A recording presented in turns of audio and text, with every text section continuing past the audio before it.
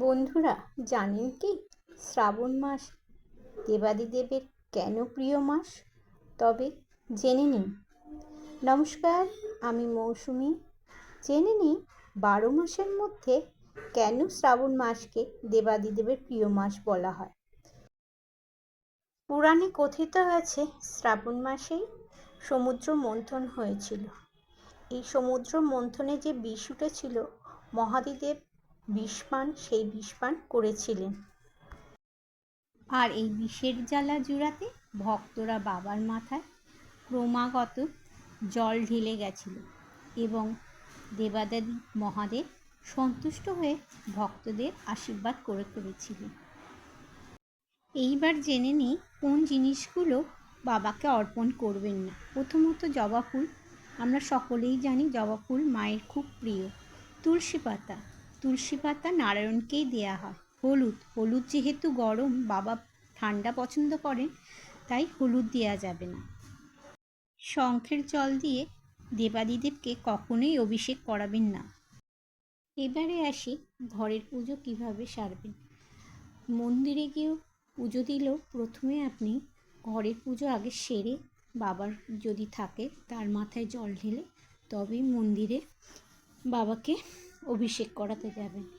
ঘি, দুধ, গঙ্গা জল, শর্করা, মধু এইগুলো দিয়ে বাবাকে প্রথমে অভিষেক করিয়ে নিলাম। আলাদা আলাদাভাবে দিলেও হয় বা দুধের সাথে মিশিয়ে নিলেও হয়। আমি সবগুলো দুধের সাথে মিশিয়ে বাবাকে স্নান করালাম। তারপরে চন্দন বেটে চন্দনের লেপন একটু বাবার কপালে ঠেকিয়ে দিলাম। নীলকণ্ঠ ফুল আর একটা বেলপাতা দিয়ে দিলাম বাবার মাথায়। একটা জিনিস খেয়াল রাখবেন, বাড়ির যদি শিব থাকে তাহলে তার গৌরীপীঠটা সবসময় উত্তর দিকে রাখবেন। এবার একটু আরতি করে নিয়ে ধূপ ধুনো যাই থাকুক সেগুলো দিয়ে একটু ঘরের ঠাকুরকে আরতি করে নেবেন। এইবার আসি মন্দিরে। 5টা ফল, বেলপাতা, আকন্দ ফুলের মালা, ধূপ, মোমবাতি ইত্যাদি দিয়ে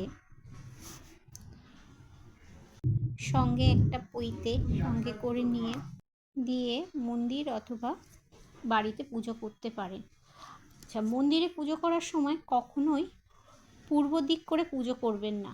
কারণ হচ্ছে পূর্ব দিক হচ্ছে বাবার প্রবেশদ্বার।